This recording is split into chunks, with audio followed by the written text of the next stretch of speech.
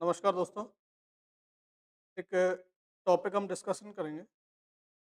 Basic nursing का जो basic है, जहाँ से हमको नर्सिंग स्टार्ट करना है, वो वाला हम टॉपिक स्टार्ट करेंगे। ठीक है? वो जो टॉपिक है हमारा, अगर मैं कहूँ कि हमारी बॉडी में सबसे छोटी इकाई जो कि क्या है आपके सेल,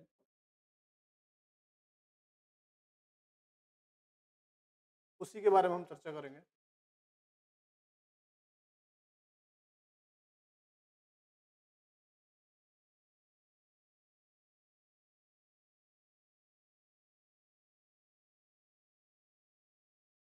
तो सेल के बारे में हम चर्चा कर लेते हैं।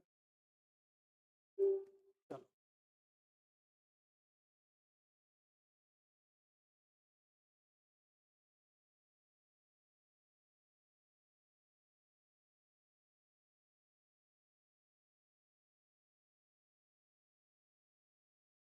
सेल की अगर बात करें, तो मैं आपको बात बता दूँ कि हमारी बॉडी का जो फॉर्मेशन जो होता है, वो एक सेल से होता है और सारे सेल मिलकर के टिश्यू का फॉर्मेशन करते हैं और टिश्यू मिलकर के ऑर्गन का फॉर्मेशन करते हैं। ऑर्गन मिलकर के एक सिस्टम बनाते हैं और सारे सिस्टम मिलकर के हमारी बॉडी का निर्माण होता है। तो जो हमारी बॉडी को निर्माण जो होता है वो सेल से होता है। जैसे मैं बताऊं कि जब हम पैदा हुए तो बिल्कुल छोटे से थे, और आज हम इस क्लास के अंदर कवर करेंगे कि सेल का जो बेसिक पार्ट है और उस बेसिक पार्ट में हमको पढ़ना क्या है। बिल्कुल जीरो से लेकर स्टार्ट करेंगे, टॉप लेवल तक जाएंगे। हम स्टार्ट करते हैं कि जैसे हम, मैं कह रहा था कि अभी जब पैदा हुए थे तो बिल्कुल छोटे से हुए थे। फिर उस टाइम में और आज की डेट में जो हमारी बॉडी की लंबाई है वो कितनी बढ़ गई है आपको पता है। वजन कितना बढ़ गया है। पहले हम लोग 2.5 किलो के पैदा हुए थे, आज 50 किलो के हैं, 60 किलो के हैं, 70 किलो के हैं, कोई 80 किलो का है तो कोई 120 किलो का है। ठीक है, वो अपने अपने ऊपर डिपेंड है कितना उसने मेंटेन करके रखा है। ठीक है, तो वो जो बॉडी का फॉर्मेशन हुआ, जो आपको 3 किलो से लेकर के और आप 80 किलो के हुए, वहां तक का जो सफर है वो तय कैसे हुआ। उस के सफर में आपको जो सेल थी, जब पहले हम कहें कि जब आप 3 किलो के थे, तब उस सेल की संख्या मान लिया जाए 100 रही होगी। संख्या कितनी रही होगी? 100 रही होगी। लेकिन अब जो संख्या होगी वो 1 लाख से आसपास होगी। कितनी होगी बेटा? 1 लाख के आसपास होगी। मैं ये नहीं कह रहा हूं कि कितनी संख्या सेल की है, बिल्कुल नहीं। मैं बता रहा हूं कि संख्या वृद्धि हुई है। किसकी? सेल की। आपकी बॉडी के अंदर सेल के संख्या में वृद्धि हुई है। अगर मैं कहूं कि ये जो संख्या है ये कैसे हुआ, कि सेल का डिवीजन हुआ। क्या हुआ? सेल डिवीजन हुआ। तो हम लोग जो पढ़ेंगे वो एक तो पढ़ेंगे सेल डिवीजन। क्या पढ़ेंगे बेटा? Cell division. ठीक है, एक टॉपिक इसमें कवर करेंगे हम, क्या? Cell division. उसके अलावा नेक्स्ट हम इसके अंदर पढ़ेंगे कि मैं कहूं कि जो सेल डिवीजन होता है वो कब तक होता है। तो पहले हमको पता है कि जब हम पहले ग्रो कर रहे थे, जब मैं कहूँ कि न्यूबॉर्न बेबी है, वो टोडलर बनने में ज़्यादा समय नहीं लेता है। मतलब उसकी संख्या में ज़्यादा वृद्धि होती है उस समय तक। तो मैं कहूँ कि जो संख्या में वृद्धि होती है लगभग 20 साल 22 साल तक, लास्ट मोस्टली ज़्यादातर वृद्धि होती है। जो सेल डिवीजन जो होता है मोस्टली 20 साल तक ज़्यादा होता है। लेकिन उसके बाद मैं कहूँ कि जो सेल डिवीजन उस टाइम ज़्यादा होता है, लेकिन उसके बाद क्या होता है? उसके बाद ये सेल डिवीजन होता है क्या? हाँ, होता है। क्यों? क्योंकि जैसे मैं कहूँ कि मैं बोल रहा हूँ, उसके अलावा मैं चल रहा हूँ, तो इसमें एनर्जी लॉस्ट हो रही है। उसके अलावा एनर्जी लॉस्ट हो रही है तो हम खाते पीते हैं, चलते हैं, कहीं ठोकर भी लग गई तो सेल डेथ होती रहती है। हमारी बॉडी के अंदर सेल डेथ होती रहती है, तो वो सेल डेथ होती रहती है तो वो सेल रीजनरेट होती है। आपके सेल है वो फिर से नई सेल बनती है, तो उस टाइम सेल का फॉर्मेशन होता रहता है। ऐसा नहीं है सेल का जो डिवीजन है वो रुक गया है, हाँ, कम हो गया है, लेकिन मैं कहूँ कि आपको जो सेल डिवीजन जो जैसे मैंने खाना खाया, तो खाना खाते समय जो हमारी बॉडी के अंदर खाना खाते समय हमारी बॉडी के अंदर जो सेल डेथ हुई थी, वो सेल डेथ कब कवर हो जाएगी? जब हम सोते हैं, तो सोने की जो थर्ड स्टेज होती है, स्लीपिंग की जो थर्ड स्टेज होती है, उसमें ग्रोथ हार्मोन ज़्यादा सीक्रेट होता है। जब ग्रोथ हार्मोन ज़्यादा सीक्रेट होता है, तो उस ग्रोथ हार्मोन की वजह से आपकी जो बॉडी है, उस बॉडी के अंदर सेल का फॉर्मेशन होता है। ठीक है? तो ग्रोथ हार्मोन की वजह से सेल का फॉर्मेशन होता रहता है। अगर मैं कहूँ आपसे कि तब भी सेल डिवीजन हो रहा है।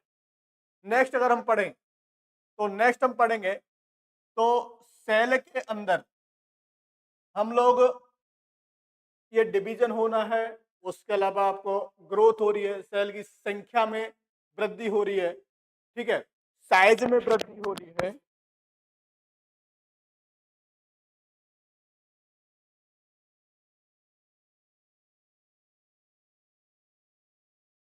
संख्या में जो वृद्धि हुई है, और उसके अलावा संख्या में वृद्धि के साथ साइज में जो वृद्धि हुई है, उसके लिए आपको जरूरत पड़ती है प्रोटीन की।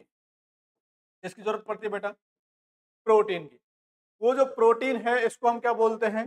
Body building fluid. क्या? Body building food.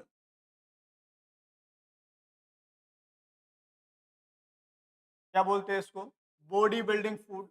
तो इस बॉडी बिल्डिंग फ्लूइड को आपकी जरूरत पड़ती है। बॉडी बिल्डिंग फ्लूइड है, फूड है, ये प्रोटीन का सिंथेसिस, प्रोटीन सिंथेसिस हमारी बॉडी के अंदर होता रहता है, उसकी वजह से सेल का फॉर्मेशन जल्दी जल्दी होता रहता है। तो नेक्स्ट हम पढ़ेंगे सेल के अंदर प्रोटीन सिंथेसिस। क्या पढ़ेंगे बेटा? Protein synthesis. उसके अलावा मैं कहूं कि आपको बॉडी में जो प्रोटीन होती है, जैसे कि मैं आपको बता दूं कि एल्बुमिन, उसके अलावा एंजियोटेंसिनोजन,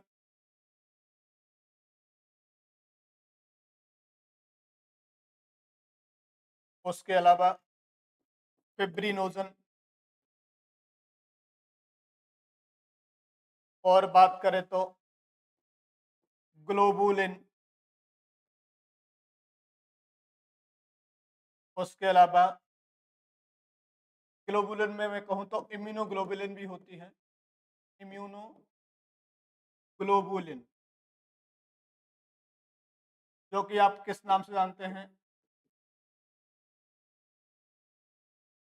आईजी, इसको क्या बोलते हैं शॉर्ट में? IG, IgG, IgA, IgM, IgD, IgE, ये। उसके अलावा मैं बात करूं तो एंजाइम, उसके अलावा हार्मोन, इन सबकी जरूरत पड़ती है, और ये सारे के सारे क्या है? प्रोटीन है। ये सारे के सारे क्या है बेटा? प्रोटीन है।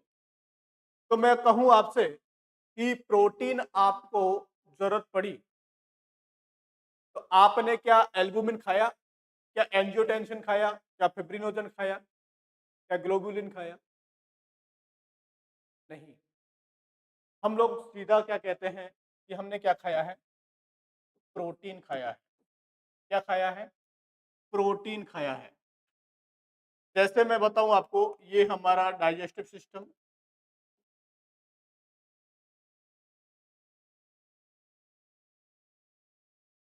और इस डाइजेस्टिव सिस्टम में जो प्रोटीन का जो ब्रेकडाउन होता है, वो कहाँ होता है? हमारे स्टोमक में। कहाँ होता है? स्टोमक में ब्रेकडाउन होता है। यहां पर मैं बता दूं आपको, जो प्रोटीन आपको मिलता है, वो मिलता है आपको पॉलीपेप्टाइड। फॉर्म में। कौन सी फॉर्म में? पॉलीपेप्टाइड फॉर्म में। ये जो पॉलीपेप्टाइड फॉर्म में जब स्टमक में जाता है तो यहाँ ब्रेकडाउन होता है और ब्रेकडाउन होकर के पेप्टाइड फॉर्म में बनता है। और पेप्टाइड फॉर्म अगर मैं कहूँ और आगे जा कर के जो और ब्रेकडाउन होगा तो किस में होगा? अमाइनो एसिड में। किस में होगा ब्रेकडाउन बेटा? अमाइनो एसिड में ब्रेकडाउन होगा इसका। और अमाइनो एसिड में ब्रेकडाउन होगा तो आपको बता दें कि ब्लड के अंदर ये अमाइनो एसिड घूमते रहते हैं और अमाइनो एसिड घूमते रहते हैं और जिस भी प्रोटीन की जरूरत पड़े, एल्बुमिन की, एंजियोटेंसिनोजन की, फिब्रिनोजन की, जो भी प्रोटीन की आपको जरूरत लगेगी वो प्रोटीन ये अमाइनो एसिड क्या करते हैं? हमारी बॉडी के अंदर बना लेते हैं। ठीक है, तो ये अमाइनो एसिड घूमते रहते हैं, ये हमारी बॉडी के अंदर फॉर्मेशन नहीं होते हैं। फॉर्मेशन क्या होता है? Amino acid. ठीक है, तो अगर मैं कहूं आपसे कि जो आपके 3 किलो से लेकर के और 80 किलो तक की जो शुरुआत थी, वो जो शुरुआत में आपने दो चीजें चेंजेस हुई सेल के अंदर, वो सेल के अंदर जो चेंजेस हुआ तो वो जो हम पढ़ेंगे वो क्या पढ़ेंगे? हम दो चीजें, एक तो पढ़ेंगे सेल डिवीजन। क्या पढ़ेंगे बेटा? Cell division. एक चीज पढ़ेंगे क्या? Protein synthesis. क्या पढ़ेंगे? Protein synthesis. अगर मैं कहूं कि जैसे ये हमारी सेल है, ये हमारी क्या है बेटा? सेल है। और इस सेल में आपको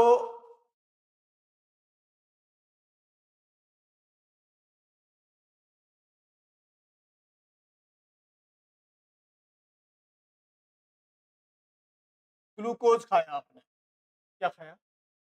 ग्लूकोज गया और ग्लूकोज के साथ में क्या गया? O2। तो ये आपको क्या बनाएगा? लास्ट प्रोडक्ट क्या बनाएगा? एटीपी। क्या बनाएगा? एटीपी। तो ये जो प्रोडक्ट है ये एटीपी बनाएगा। उसके अलावा H2O बनाएगा, पानी। उसके अलावा CO2 बनाएगा। क्या बनाएगा? CO2। तो ये जो एटीपी का फॉर्मेशन जो हुआ हमारी सेल के अंदर, एटीपी का जो फॉर्मेशन हुआ वो कैसे हुआ वो हम चर्चा में करेंगे सेल के टॉपिक के अंदर। क्या पढ़ेंगे? ये एटीपी का फॉर्मेशन कैसे हुआ। क्लियर? उसके अलावा मैं कहूं कि इस एटीपी के फॉर्मेशन को मैं थोड़ा सा आपको बता देता हूं कि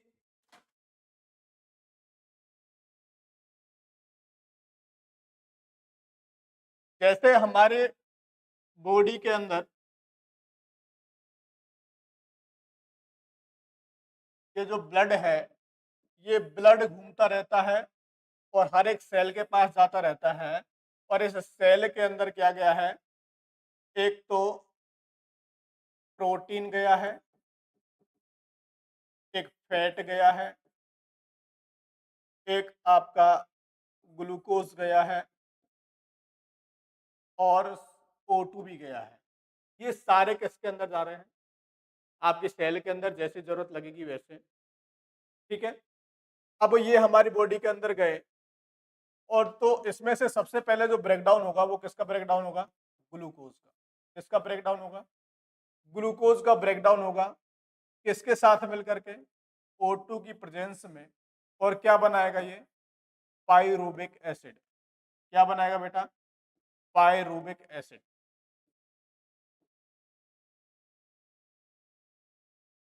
किसकी प्रेजेंट में? O2 की प्रेजेंट में। और अगर O2 प्रेजेंट नहीं है तो? अगर O2 प्रेजेंट नहीं है तो क्या बनाएगा? अगर O2 प्रेजेंट नहीं है तो ये बनाएगा बेटा क्या? Amine lactic acid. क्या बनाएगा?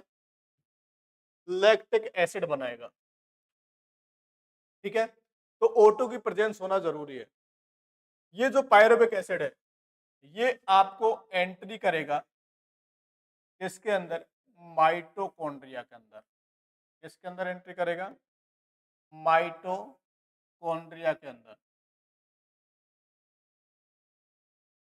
माइटोकॉन्ड्रिया के अंदर एंट्री करेगा क्या, आपका जो पायरुविक एसिड के बनने के बाद एक लास्ट प्रोडक्ट बनता है वो, और वहां जाकर के और क्रेब्स साइकिल के द्वारा, किसके द्वारा, क्रेब्स साइकिल के द्वारा, क्रेब्स साइकिल के द्वारा एटीपी के बंडल बनते हैं। क्या बनते हैं, एटीपी के बंडल।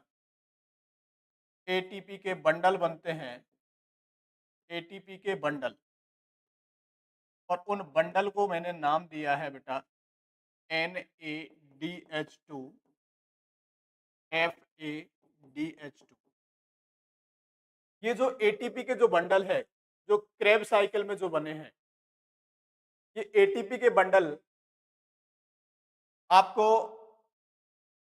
एनर्जी नहीं देंगे क्योंकि ये बंधी हुई एनर्जी है। इसको तोड़ेंगे जब एटीपी का फॉर्मेशन होगा तब आपको एनर्जी मिलेगी।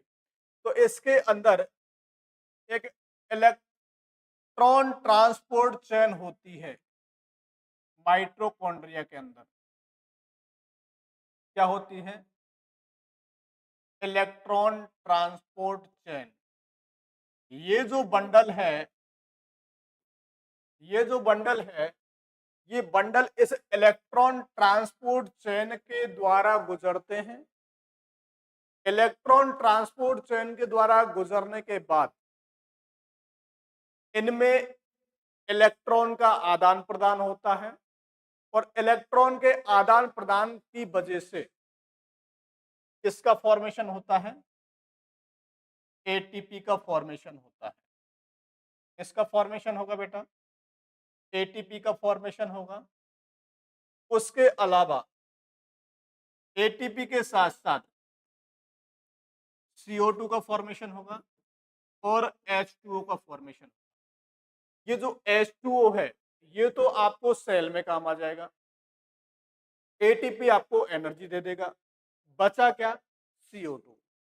तो ये CO2 को क्या करेंगे, बाहर निकाल देंगे। क्या करेंगे, बाहर निकाल देंगे। सेल ने ग्लूकोज लिया, अगर ग्लूकोज नहीं है तो फैट लेंगे, और फैट नहीं है तो क्या लेंगे, प्रोटीन लेंगे। ठीक है, इस तरह ब्रेकडाउन होगा और इस तरह आपको एटीपी का फॉर्मेशन होगा। अब मैं आपको बात बता दूं कि जो हमारे जो सेल है, इस सेल के लिए मैं कहूं कि ऑक्सीजन की जरूरत पड़ती है। क्या पड़ती है, ऑक्सीजन की जो जरूरत पड़ती है, वो ऑक्सीजन की जरूरत जब पड़ती है तो उस ऑक्सीजन को हम क्या करते हैं, इनहेल करेंगे, और कार्बन डाइऑक्साइड हम बाहर छोड़ेंगे। जैसे मैं कहूं कि मैंने रेस्पिरेशन किया, तो रेस्पिरेशन कैसे करता हूं, बाहर छोड़ा। मैंने इंस्पायरेशन किया, एक्सपायरेशन किया, मतलब मैंने सांस लिया, ऑक्सीजन अंदर लिया और CO2 बाहर छोड़ा। तो ये मैंने क्या किया, रेस्पिरेशन किया, मतलब O2 को अंदर लेना और CO2 को बाहर निकालना। मैंने क्या बोला उसको, रेस्पिरेशन। क्या बोला था, रेस्पिरेशन। जैसे मैंने CO2 अंदर ली और CO2 बाहर निकाली, O2 इन की और ये CO2 आउट की, बाहर निकाली। इसको मैंने क्या बोल दिया यहाँ पे, रेस्पिरेशन बोल दिया। इसी तरह सेल भी क्या कर रही है, O2 को इन कर रही है, O2 को क्या कर रही है, इन कर रही है, और CO2 को क्या कर रही है, बाहर निकाल रही है। तो ये भी एक रेस्पिरेशन हो गया। एक सेल ने रेस्पिरेशन किया है, किसने रेस्पिरेशन किया है, सेल ने रेस्पिरेशन किया है, तो उसको हम क्या बोलेंगे, सेल्यूलर रेस्पिरेशन। क्या बोलेंगे, सेलुलर रेस्पिरेशन। ठीक है, तो हम तीसरी चीज जो पढ़ेंगे इसके अंदर, सेल के अंदर क्या पढ़ेंगे, सेलुलर रेस्पिरेशन। हमने अभी तक क्या बताया कि हम पढ़ेंगे क्या, सेल अभी पढ़ना स्टार्ट नहीं हुआ है। हमने ये बताया कि हम इस सेल के अंदर पढ़ेंगे क्या। तो सेल के अंदर हमने क्या पढ़ा बेटा? पहला सेल डिवीजन, दूसरा प्रोटीन सिंथेसिस, तीसरा सेलुलर रेस्पिरेशन, ये हम पढ़ेंगे। ठीक है, ये सब हम पढ़ेंगे। उसके बाद हम आपको बता दें कि ये सब पढ़ने के बाद नेक्स्ट हम शुरुआत करते हैं किसकी? सेल की, जो आप पढ़ना चाह रहे उस सेल की। सेल की शुरुआत करेंगे कि सेल को पढ़ना शुरू करेंगे कैसे? जैसे आप पढ़ना चाह रहे थे उस हिसाब से हम सेल की शुरुआत करेंगे। उससे पहले उससे पहले आप इस जो मैंने पढ़ाया है, मैंने आपको क्या बताया है, इसको आप लिख सकते हैं। क्या क्या पढ़ना है इसको हम लिख सकते हैं। तो पहले हमको पढ़ना है सेल डिवीजन, उसके अलावा पढ़ना है हमको प्रोटीन सिंथेसिस,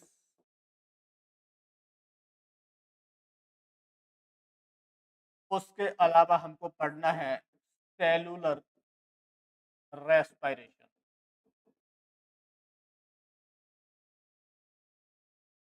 ये दोनों टॉपिक हम लास्ट में कवर करेंगे। ये दोनों टॉपिक हम लास्ट में कवर करेंगे। हाँ, गुड इवनिंग बेटा।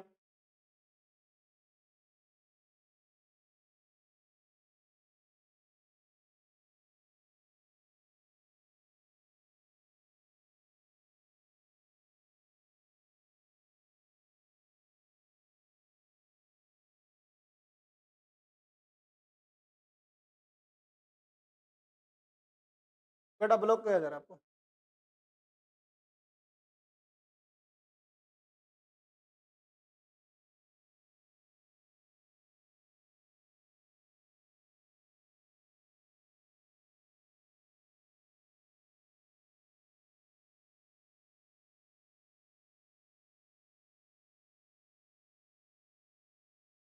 क्लियर? नेक्स्ट हम बात करें, और हम सेल डिवीजन को हम लास्ट में पढ़ेंगे, प्रोटीन सिंथेसिस को लास्ट में पढ़ेंगे। सेलुलर रेस्पिरेशन को थोड़ा देख लेते हैं। ऐसे सेलुलर रेस्पिरेशन में हमने क्या देखा था? जो ग्लूकोज को पायरुविक एसिड बना था, जो ग्लूकोज जो टूटा था, उस प्रोसेस को हम क्या बोलते हैं बेटा? ग्लाइकोलाइसिस। क्या बोलते हैं? ग्लाइकोलाइसिस बोलते हैं। जो कि कहाँ प्रोसेस होती है? वो साइटोप्लाज्म के अंदर। ग्लाइकोलाइसिस की जो प्रोसेस है वो कहाँ होती है? साइटोप्लाज्म के अंदर, जिसमें क्या होता है? ग्लूकोज का ब्रेकडाउन होगा, और किसकी प्रेजेंस में होगा? O2 की प्रेजेंस में होगा। तो क्या बनेगा बेटा? पायरुविक एसिड बनेगा। और अगर मैं बता दूं आपको, ग्लूकोज की एब्सेंट में बनेगा, ओ सॉरी, ग्लूकोज का जो O2 की एब्सेंट में अगर ब्रेकडाउन होगा, O2 की एब्सेंट में अगर ब्रेकडाउन होगा, तो बनेगा क्या? Lactic acid. क्या बनेगा बेटा? लैक्टिक एसिड का फॉर्मेशन होगा। इसको हमने क्या बोला? Aerobic respiration. क्या बोला? Aerobic respiration. क्यों? क्योंकि ये किसकी प्रेजेंट में हुआ? O2 की प्रेजेंट में हुआ। और इसको हम बोलेंगे अनएरोबिक रेस्पिरेशन, जो कि आपके किसके एब्सेंट में होगा? ऑक्सीजन की एब्सेंट में होगा।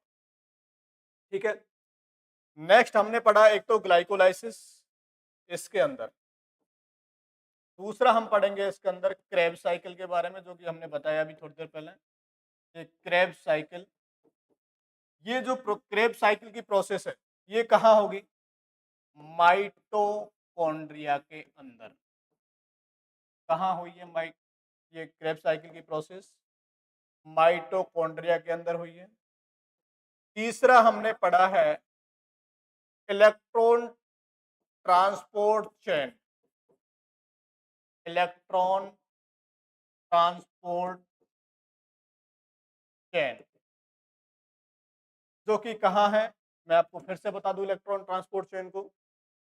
ये जो आपके क्रेब्स साइकिल के बाद जो एटीपी के बंडल बने थे NADH2 और FADH2, ये दोनों के दोनों बंडल आपको एनर्जी नहीं दिए। ये बंडल टूटेंगे तो कैसे टूटेंगे, ये जो चेन है, ये जो आपके यहाँ पे इलेक्ट्रॉन ट्रांसपोर्ट चेन है, ये इस इलेक्ट्रॉन ट्रांसपोर्ट चेन में जब ये बंडल गुजरेंगे तो यहाँ इलेक्ट्रॉन ट्रांसपोर्ट जो पॉइंट है, इनसे एनर्जी निकलेगी एटीपी। यहाँ पर कैसा इलेक्ट्रॉन का आदान प्रदान होगा, इलेक्ट्रॉन के आदान प्रदान की वजह से क्या मिलेगी, एनर्जी मिलेगी।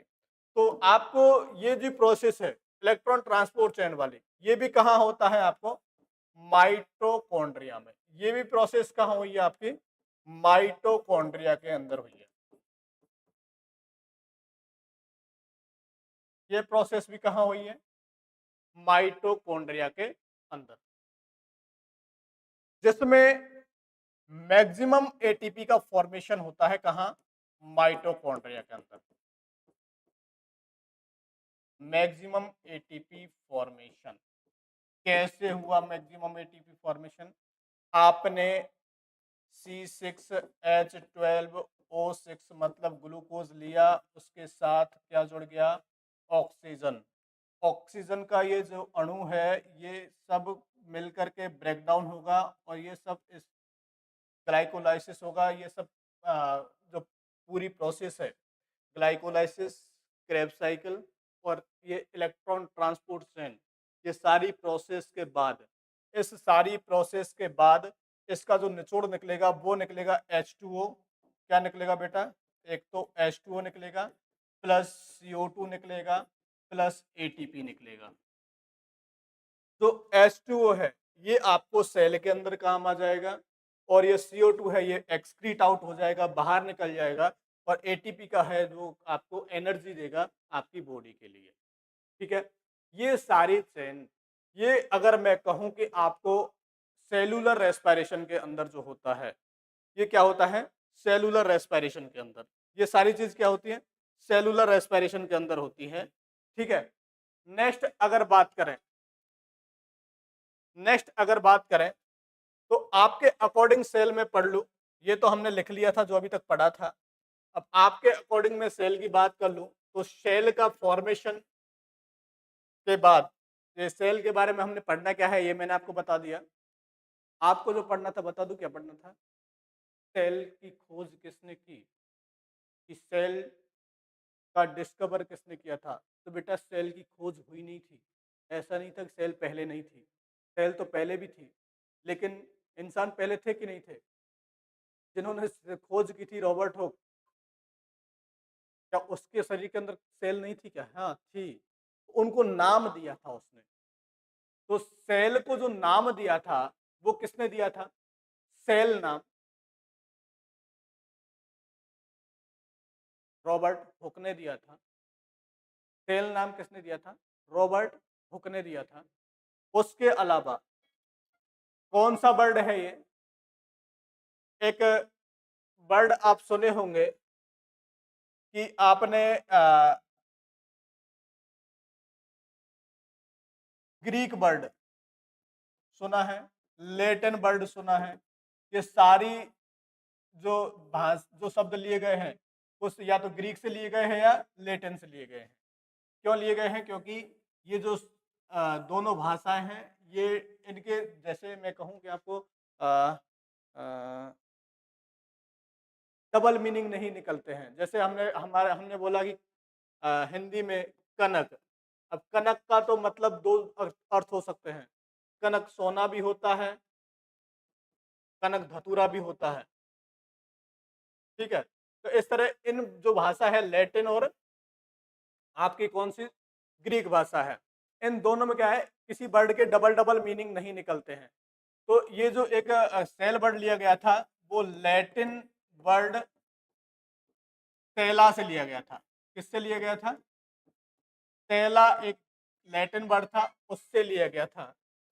तो ये हम लिख भी लेते हैं साथ में कि cell is the cell is the smallest unit of the human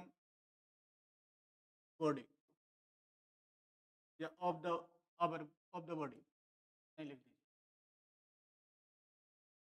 cell is structural जो कि आप सभी को पता है स्ट्रक्चरल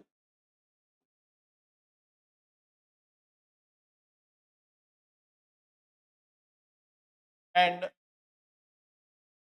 फंक्शनल यूनिट होती है ऑफ बॉडी उसके अलावा the name cell is given by Robert hook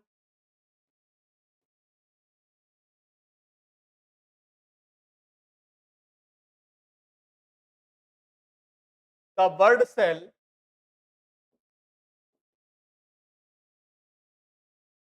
the word cell taken from Latin word the word cell taken from Latin word cella which mean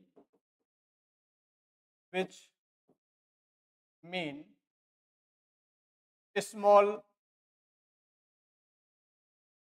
rooms जिसका मतलब क्या है छोटे छोटे रूम जिसका मतलब क्या है छोटे छोटे room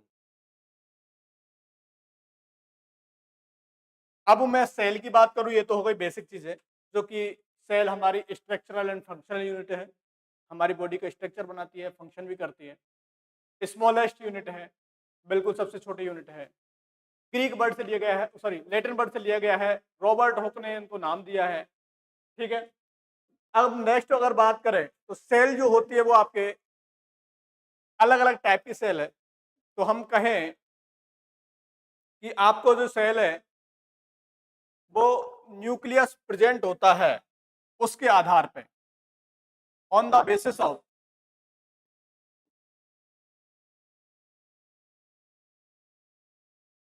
the basis of nucleus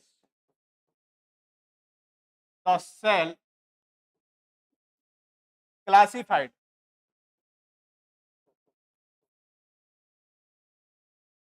as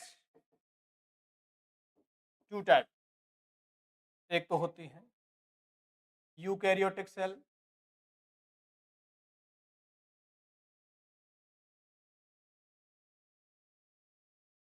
दूसरी होती है प्रोकैरियोटिक सेल यूकैरियोटिक सेल होती है इसके अंदर न्यूक्लियस प्रेजेंट होता है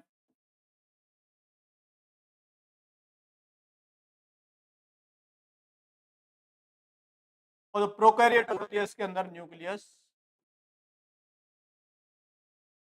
एब्सेंट होता है तो आपको बात बता दें कि जब न्यूक्लियस एब्सेंट है तो सेल जिंदा कैसे है क्योंकि न्यूक्लियस ही तो मेन है तो बेटा जैसे ये सेल है इस सेल में न्यूक्लियस है और इस न्यूक्लियस के अंदर क्या है डीएनए आरएनए तो ये जो सेल है इसके अंदर न्यूक्लियस नहीं है लेकिन डीएनए और आरएनए प्रेजेंट होंगे ऐसा नहीं है कि इसके अंदर डीएनए आरएनए नहीं है वो आपके बाहर ही फ्लूइड में ही रहेंगे लेकिन डीएनए आरएनए रहेंगे जरूर ठीक है तो ये प्रोकैरियोटिक सेल है यहाँ डी क्या नहीं है आपके न्यूक्लियस नहीं है और यहाँ न्यूक्लियस है इसके आधार पर न्यूक्लियस है या नहीं है इसके आधार पर सेल को कितने भागों में डिवाइड किया है दो भागों में डिवाइड किया है एक तो आपका प्रोकैरियोटिक एक आपका यूकैरियोटिक यूकैरियोटिक आपका न्यूक्लियस प्रेजेंट है और प्रोकैरियोटिक न्यूक्लियस प्रेजेंट नहीं है ठीक है उसके अलावा और चर्चा करेंगे हम सेल की नेक्स्ट पार्ट में अभी हम को सेल का बेसिक बताना था कि सेल बेसिक में हम लोग कैसे स्टार्ट करेंगे नेक्स्ट क्लास का वेट करेंगे और ज़रूर देखेंगे, ठीक है? नेक्स्ट क्लास भी आपकी लाइव रहेगी, वहाँ से आप देख सकते हैं, ठीक है? एप्लीकेशंस पे सारी क्लासेस हैं थ्योरी की, वहाँ से आप एप्लीकेशन से देख सकते हैं, ठीक है? Thank you to all of you.